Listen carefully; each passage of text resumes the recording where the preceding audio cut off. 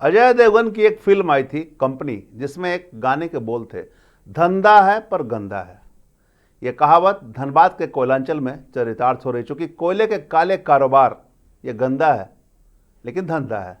अब इस धंधे में जंग भी कायम है, चूंकि इस धंधा के खिलाफ जो भी आवाज उठाता है उसके साथ मारपीट और तोड़फोड़ की घटना आए दिन देखने सुनने को मिलती है। और ऐसा वाकया आजसू नेताओं के साथ आज घटित हुआ है, जो कि अवैध धंधे के खिलाफ आवाज उठा रहे थे। आवाज उठाने के क्रम में उनके साथ मारपीट भी की गई और गाड़ियों में तोड़फोड़ भी की गई, जिसके बाद SNMCH में नेताओं का इलाज हुआ।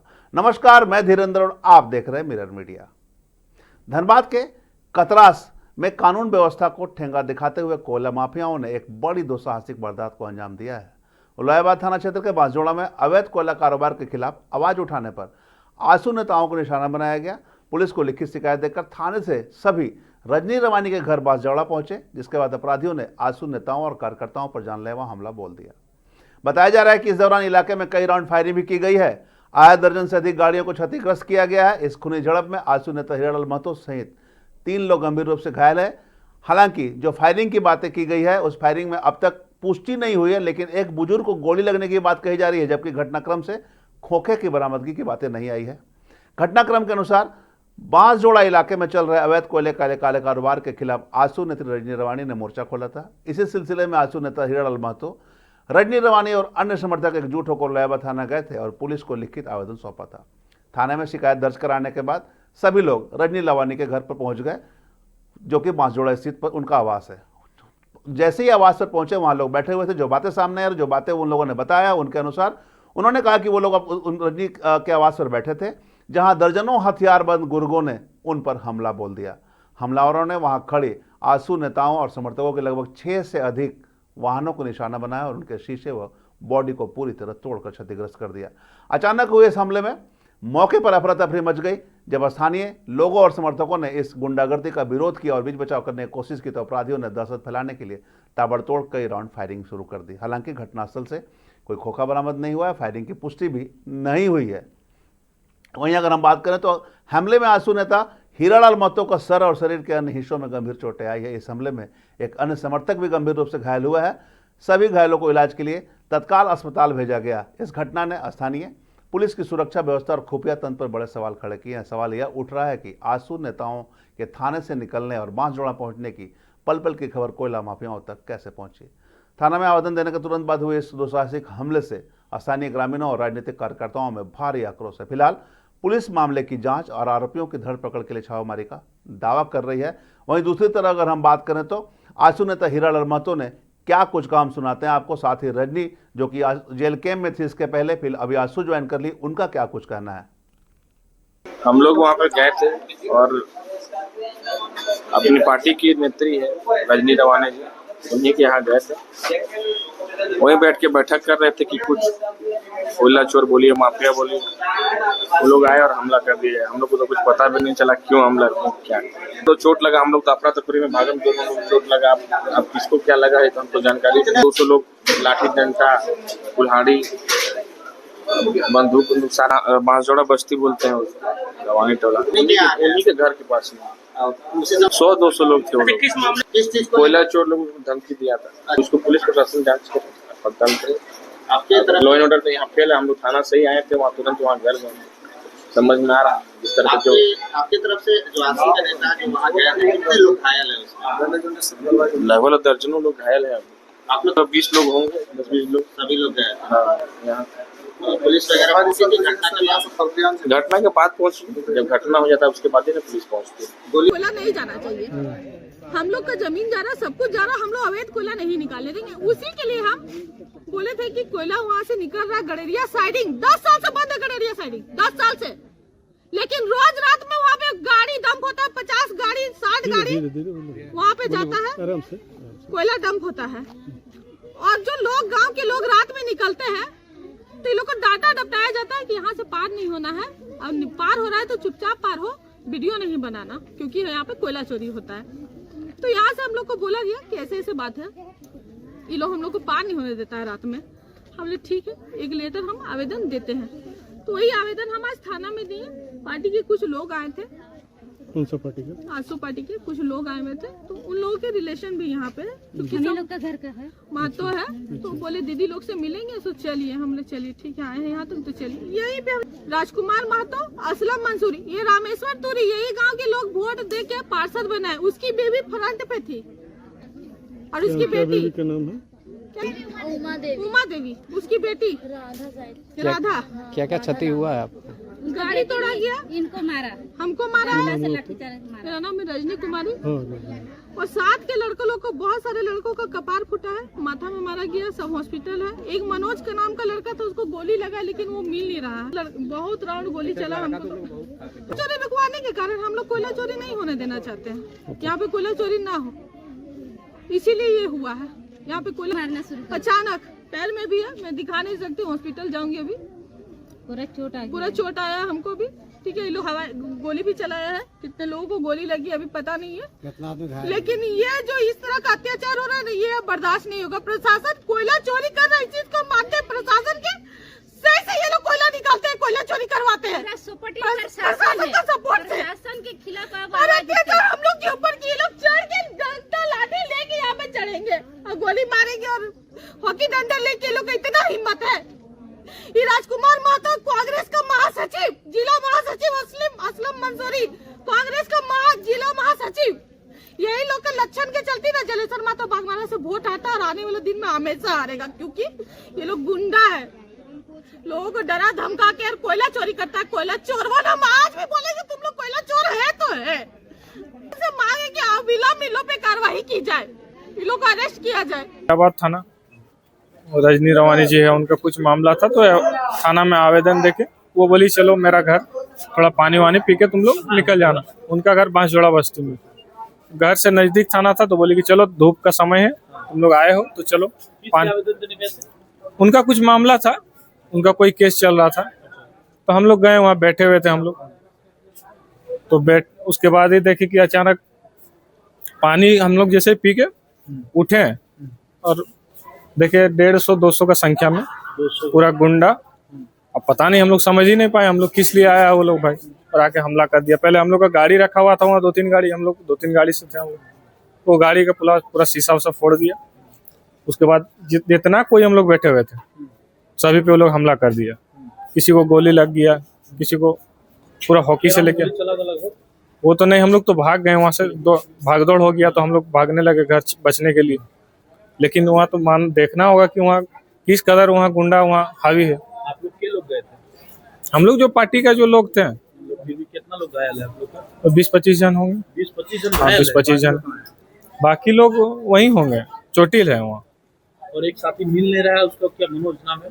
हाँ, मनोज नाम है, वो मिल नहीं रहा है। नहीं मिल रहा? नहीं, कांटेक्ट हो पा रहा है? कोई कांटेक्ट नहीं हो पा रहा। अब हो सकता है गुंडा लेके चल गया होगा, जो गुंडा लगा के हम लोग ये तो नहीं बता पा रहे हैं गोली किसको लगा। कोई बुजुर्ग आदमी को भी गोली लगा है क्या? नहीं, हम लोग को जानकारी नहीं, हम लोग वहाँ बैठे हुए थे। अब अचानक से हमला होने लगा तो सब कोई भगदड़ हो गया। क्या बोल रहे थे? लड़ाई मतलब गोली से कुछ तो बोल नहीं, कुछ नहीं, डायरेक्ट आके मारने शुरू कर दिया। कोई धमकी मिला था पहले क्या? पहले रजनी जी को धमकी मिला था, उसी का आवेदन देने गई थी वो। हाँ, कि तुमको जान से मार दिया जाएगा। कोई वहाँ वीडियो जारी करके दिया था फेसबुक, सोशल मीडिया। तो ये नेताओं ने आरोप लगाया है कि कोयला चोरी के खिलाफ आवाज़ उठाना इनको भारी पड़ा है और इनके साथ मारपीट की गई है। काफ़ी संख्या में लोग पहुंचे हुए थे, मारपीट कर घायल कर दिया गया है। गाड़ियों में भी तोड़फोड़ की गई, तस्वीरें भी साफ दिख रही है कि गाड़ियों में तोड़फोड़ किए गए हैं। और जिस तरह से आजसू नेता हीरालाल महतो के सर फटे हैं, SNMCH में जैसे टाँके लगे हैं, ये बात भी सामने आ रही है। हालांकि जब वो SNMCH में लाए गए थे, तमाम संख्या में समर्थक आजसू के जुटे हुए थे। हमारे संवाददाता प्रभात भी वहीं मौजूद हैं, हम उनसे जुड़ते हैं और पूरे मामले पर जानना चाहेंगे। प्रभात, आप हमारी आवाज़ सुन रहे हैं? प्रभात, बिल्कुल सर। ये बताया जाए प्रभात कि ये जब वाकया हुआ था SNMCH में, क्या हुआ था उस समय SNMCH में वाकया? जी बता दें कि कोयलांचल में कोयला चोरी के खिलाफ शिकायत करने वालों का अंजाम क्या होगा, आज इसका जीता जागता उदाहरण देखने को मिला। जब आजसू नेता रजनी रवानी और हीरालाल महतो समेत दर्जनों लोग अवैध कोयला चोरी के खिलाफ नजदीकी थाने में शिकायत करने के लिए पहुंचे, जिसके बाद उन तमाम लोगों के साथ बेरहमी से मारपीट की गई, लाठी डंडा और पिस्टल का भी प्रयोग किया गया। हालांकि गोली चलने की कोई आधिकारिक पुष्टि नहीं है, लेकिन उन तमाम लोगों को मार करके घायल कर दिया गया, जिसके बाद आनंद फानन उन्हें SNMCH में भर्ती कराया गया। भर्ती होने के बाद उनका इलाज हुआ, और लेकिन इलाज के दौरान जब पुलिस वहां पहुंची तो हीरालाल महतो जो आजसू के नेता है, जो फ्रंट लाइन में खेल रहे थे, वो वहां से भाग निकले। मतलब है कि ये लोग, अगर वो भाग निकला आजसू नेता हीरालाल महतो, तो इसका मतलब है कहीं ना कहीं ये लोग अपना वर्चस्व का जंग दिखाने गए होंगे, तभी तो भाग गए। लेकिन जिस तरह से खबरें निकल कर आ रही है और जो नेताओं का बाइट मीडिया में चल रहा है, उस हिसाब से देखा जा रहा है और कयास यह लगाए जा रहे हैं कि ये लोग लगभग पिछले 1 सालों से बांसजोड़ा में हो रहे अवैध कोयला चोरी के खिलाफ जो है आवाज उठा रहे थे। इन लोगों ने राज्य के आला कमान और आला अधिकारियों तक की भी इस बात की सूचना पहुंचाई और सूत्रों के मुताबिक यह भी पता चल रहा है कि अपने पार्टी के वरिष्ठ नेताओं से भी ये लगातार संपर्क में थे और इस मामले की पूरी जानकारी दे रहे थे। और आज जब ये लोग थाना में शिकायत करने के लिए पहुंचे तो इनके साथ मारपीट की गई। हालांकि पहले भी आजसू नेता रजनी रवानी के फेसबुक अकाउंट को अगर खंगाला जाए तो उस पे बहुत सारे ऐसे वीडियोज जो है मौजूद हैं जिस पर जो है वो वीडियो के माध्यम से आवाज उठाती थी और हो रहे अवैध कोयला चोरी का जो है वो मुखरता से उस बात को रखती थी और उनके साथ पहले भी मारपीट की घटना हो गई। मतलब ये कहा जाए कि सोशल मीडिया पर लगातार वो आवाज उठाई है, कोयला चोरी के खिलाफ मुखर होकर सामने आई है। अच्छा ये बताइए प्रभात जी, ये कितने टाँके लगे हैं हीरालाल महतो को? हीरालाल महतो को लगभग करीब जो है 8 से अधिक टाँके लगे हुए हैं। सर जो है वो पूरी तरह से फट चुका है और पूरा रक्तधार जो है वो बह रहा था, लेकिन मौके पर टाँके भी लगाए गए और उनका इलाज भी कराया गया। फिलहाल वो उतने ठीक नहीं थे, लेकिन पुलिस को देखते ही वो वहां से भाग निकले। अब हालांकि क्यों भागे, उनके मन में क्या भय था और क्या है पूरा मामला, अभी फिलहाल इसकी कोई पुष्टि नहीं हो पा रही, क्योंकि कोई आधिकारिक बयान भी नहीं आया है। जिस तरह से आरोप प्रत्यारोप का दौर चल रहा है, यह बात तो बिल्कुल निकलकर साफ सामने आता है कि यह मामला अवैध कोयला चोरी से जुड़ा हुआ है। नहीं, सही कहा आपने। तो क्या समर्थक थे वहां संख्या में एसएनएमसीएच पहुंचे हुए थे? बिल्कुल, एसएनएमसीएच में लगभग सैकड़ों की संख्या में जो है धीरे धीरे समर्थक पहुंचने लगे और वहां पर भी हो हल्ला जो है वो मचने लगा और इमरजेंसी बेल भी जो है वो बजाया गया, जिसके बाद पुलिस भी जो है मुस्तैदी से वहां पर तैनात हो गई। हालांकि पुलिस को चकमा देकर और एक पुलिसकर्मी को धकेल करके जो है हीरालाल महतो वहां से भाग जाते हैं। तो स्थानीय पुलिस की भी भूमिका थी वहां, स्थानीय पुलिस मौजूद थी क्या? बिल्कुल, सरायढेला के थाना प्रभारी जो है मंजीत, वो भी वहां पर मौके पर पहुंचे थे हीरालाल महतो को पकड़ने के लिए। हालांकि दोनों पक्षों के लोगों को जो है वो पुलिस धर पकड़ कर रही है। जो वहाँ लोयाबाद थाने की अगर बात करें तो वहाँ की पुलिस भी वहाँ के जो अज्ञात लोग थे उनको भी धर पकड़ करने का काम कर रही है और सरायढेला थाना क्षेत्र से जो दूसरे पक्ष के लोग आते हैं उनको भी थाने जो है वो पुलिस पकड़ने के लिए गई। दोनों पक्ष के लोग एसएनएमसीएच पहुंचे हुए थे? नहीं, जो है आजसू नेता के जो हीरालाल महतो हैं उनके समर्थक और उनके साथ जो मारपीट हुई वे लोग केवल जो है एसएनएमसीएच में थे। हालांकि उस पक्ष में कितने लोगों के साथ जो है वो घटना हुई है, कितने लोग वहां जख्मी हुए हैं, इसकी अभी कोई आधिकारिक पुष्टि नहीं है। नहीं, लेकिन गाड़ियों में जिस तरह से तोड़फोड़ हुए हैं, ऐसे में तो लग रहा है कि जो दूसरे पक्ष के लोग हैं काफी संख्या में आकर इनकी गाड़ियों में तोड़फोड़ किए होंगे। तो जिस तरह से हीरालाल महतो ने मीडिया से बात करते हुए जो चीजें बताई वो स्पष्ट कर दे कि उन्होंने साफ तौर पर कहा कि लगभग सैकड़ों की संख्या में वहां पर अज्ञात लोग मुंह ढक करके आते हैं और इनके साथ मारपीट करना शुरू कर देते हैं। पहले ये लोग जो है थाने में शिकायत करने के लिए पहुंचते हैं, एफआईआर करवाने के लिए पहुंचते हैं, कुछ ग्रामीणों के साथ, कुछ अपने नेताओं के साथ, और वहां से निकलने के बाद ये लोग किसी एक स्थान पर जाते हैं।